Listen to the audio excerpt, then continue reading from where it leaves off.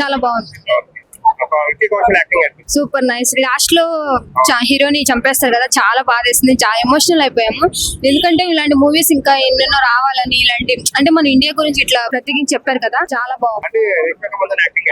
రష్మికందన ప్రతి సినిమాలో రష్మికందన సూపర్ చేస్తుంది యాక్టింగ్. ఈ సినిమాలో మాత్రం చాలా ఎమోషనల్ అయిపోయాము. ఎందుకంటే సాంగ్స్ ఉన్న 2 సాంగ్స్ కూడా హైలైట్.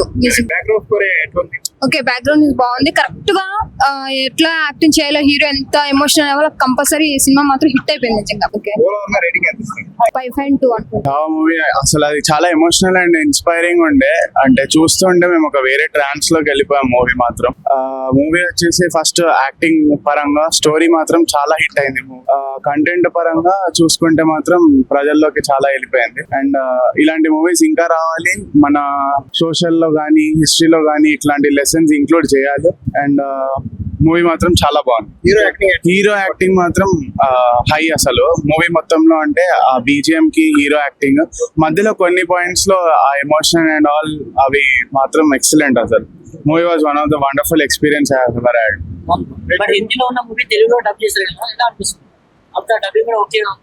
డబ్బింగ్ అంటే ఓకే బాగుంది, కాకపోతే హిందీలో చూసినప్పుడు ఆ ఫీల్ వేరే ఉండే. అండ్ మన అంటే లైక్ ఒరిజినల్ లాంగ్వేజ్ లో చూసింది వేరే ఉంటది, అండ్ మన తెలుగులో చూసింది వేరే ఉంటది కదా. డబ్ చేసిన మూవీ కాబట్టి కొంచెం డిఫరెన్స్ అంత పెద్దగా తెలియలేదు ఈ మూవీ అయితే. యూజువల్ గా వేరే హిందీ మూవీస్ కి అయితే డిఫరెన్స్ తెలిసేది, ఈ మూవీస్ కి అయితే అంత తెలియలేదు. సాంగ్స్ అండ్ ఆల్ ఓకే బాగున్నాయి. యా, బీజిఎం కూడా హైలైట్ వచ్చింది. బట్ ఇటువంటి సినిమాలకు ఎందుకంటే పెద్ద హీరోలు బాగా ప్రిఫర్ చేయలేకపోతున్నారు. అంటే పెద్ద హీరోలని తీసుకుంటే లైక్ హైప్ వల్ల మూవీ కంటెంట్ అంత హిట్ కాకపోతుంటే, ఇప్పుడు మనం చూసినట్టయితే కంటెంట్ వల్ల హీరో పక్కన పెట్టేసి మనం కంటెంట్ పైన కాన్సన్ట్రేట్ చేసినాం. సో మూవీ మాత్రం బాగుంది. యా ఫ్యామిలీతో వెళ్ళొచ్చు. రష్మికాందన పెద్ద రోల్ ఏం లేకపోయినా ఇట్స్ గుడ్ యాక్చువల్లీ, బాగుంది. ఓకే, 5 కి 5. యా 5 కి 5. పాపులేషన్ తక్కువ లేదు, 10 crores అబౌవ్ ఉన్నారు. ఇప్పుడు ఎలా ఉంది తెలుగులో సినిమా? తెలుగులో సినిమా సూపర్ ఉంది. తెలుగులో సినిమా ఎక్కడ ఏం లేదు, లేదని కాదు, మాకు అసలు ముందు నుంచి ఎందుకు తెలుగులో ఇయ్యలేదు డిమాండ్ చేస్తున్నా. ఇక్కడ నెహ్రూ గారు కూడా అప్పట్లో బాబర్ కి మొఘల్ సామ్రాజ్యానికి మంచిగా ఇచ్చారు బిరుదులు గట్ట. ఇంత సంభాజీ గారు అంత కష్టపడి అప్పుడు దేవాలయాలు రక్షిస్తే కనీసం దాని గురించి ఏ గ్రంథంలో కూడా లేదు. ఔరంగజేబ్ అనే వ్యక్తి 4 దేవాలయాలు కూల్చేశాడు. సోమనాథ్ దేవాలయం, హరిద్వార్ లో, అయోధ్య, కాశీలో విశ్వనాథ దేవాలయం, ఇలా మధురలో దేవాలయాలు కూల్చేశాడు. ఇన్ని దేవాలయాలు కూల్చిన వ్యక్తిని హీరోగా చేసి మాకు చదవడానికి ఎందుకు నేర్పించారు అసలు? సో ఇప్పుడు దీంట్లో అంటే రియల్ స్టోరీ గురించి ఏమైనా ఉందా, లేదంటే దీంట్లో కూడా ఏమైనా కల్పితాలు ఉన్నాయా? ఇందులో కల్పితం అంటే ఏమీ లేదు. మన సంభూజీ గారిని ఎంత చిత్రహింసలు పెట్టారో అదే చూపిస్తున్నారు. ఒక పనికిమాలిన చరిత్ర గురించి మా చేత రాపించి మాకు అన్యాయం చేసినారు. రష్మికాది నార్మల్ క్యారెక్టరే, అది హీరో గారు అయితే మాత్రం ఓ రేంజ్ లో యాక్టింగ్ చేశారు. ఆయన సినిమా అనుకుంటా ఇది తెలుగులోకి సూపర్ చేశారన్న, కానీ చరిత్రని మాత్రం మార్చి రాశారు. మొత్తం కంప్లీట్ గా సంభాజీ గారి మీదే బేస్ అయ్యి ఉన్న స్టోరీ, లేదంటే మొఘల్స్ ఎలా అంటే వాళ్ళ మీద కూడా ఏమన్నా వ్యతిరేకంగా ఏమన్నా? మొఘల్స్ సామ్రాజ్యాన్ని ఎదిరించిన వ్యక్తి సంభాజీ ముందు ఛత్రపతి కూడా ఎదిరించారంట, అది మరి మనకు తెలియదు. కానీ చరిత్రలో ఏమైతే చెప్పారు, ఎప్పుడు బాబర్, అక్బర్, జహాంగీర్, షాజహాన్ ఇదే చెప్పారు తప్ప వీళ్ళ గురించి చెప్పలేదు. ఇప్పుడైనా సరే ప్రభుత్వాలకు కొంచెం ఈయన గురించి హిస్టరీలో యాడ్ చేస్తే బాగుంటదని నా కోరిక. సినిమా ఓవరాల్ అయితే బాగుంది, సూపర్. హిందీతో పాటు తెలుగులో రిలీజ్ అయితే బాగుండేది అనిపించింది. అప్పుడే రిలీజ్ అయ్యి ఉంటే ఇప్పుడు కలెక్షన్ కురిపించేది. ముస్లిమ్స్ కి వ్యతిరేకంగా ఉందని ఏపీలో కేసు కూడా పెట్టారు కదా.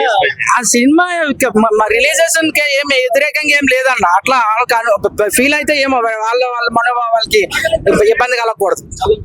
అలా ఉందా మనోభావాలు ఇబ్బంది? అట్లా ఏం అనిపించలేదండి. ఇక్కడ చంబూజీని ఎక్కువ చూపించారు. అలా మరి వాళ్ళ ఔరంగజేబుని అంత ఘోరతమైన క్యారెక్టర్ చూసారు కాబట్టి వాళ్ళు అలా ఫీల్ అయ్యి ఉండొచ్చు. వాయిస్ అన్ని బాగానే ఉన్నాయన్న, వాయిస్ అన్ని బాగానే ఉన్నాయి, అందరి బాగానే ఉన్నాయి. కాకపోతే తెలుగులో ఎవరైనా చేస్తే బాగుంటది అనుకున్నా, ఇలాంటి స్టోరీస్ ముందుకు వచ్చి కొంచెం పాన్ హీరోస్. మళ్ళీ అలాంటి చేయాలంటే మళ్ళీ రాజమౌళి గారే చేయాలి. మళ్ళీ రాజమౌళి గారి మీద కాంట్రవర్షియల్ చేస్తారు అందరూ. రాజమౌళి గారే ఇట్లాంటిది ఇంకో స్టోరీని శివాజీ అండ్ సంభూజీ ఇద్దరు కథను తీస్తే బాగుంటది. హైలైట్ బాగానే మొత్తం మూవీకి హైలైట్ అంటే హీరో. తర్వాత హిందీలో చూసాను. తెలుగు నేను ఇదిగా చూడలేదు, హిందీలోనే చూసాను. సో అంటే స్టోరీ ఓవరాల్ గా చెప్పండి. స్టోరీ అయితే ఓవరాల్ గా అంతా బాగుంటది. శివాజీ వాళ్ళ కొడుకు ఎలా ఉన్నారు ఏంటి అది ఈ రోజుల్లో అందరికీ తెలియదు, అది బాగా చూపించారు. ఎన్టీఆర్ డబ్బింగ్ చెప్తారు అని చెప్పేసి మొన్నటి వరకు అన్నారు రిలీజ్ ముందు. ఎన్టీఆర్ ఒకవేళ ఈ హీరోకి డబ్బింగ్ చెప్పుకుంటే ఎలా ఉండేది అంటారు? చాలా బాగుండేది, కానీ చెప్పకపోవడమే మంచిది అనిపించింది మాకు. ఏంటంటే రామ్ చరణ్ గారు ఇలాంటి మూవీ తీయాలి అన్నది మా డ్రీమ్.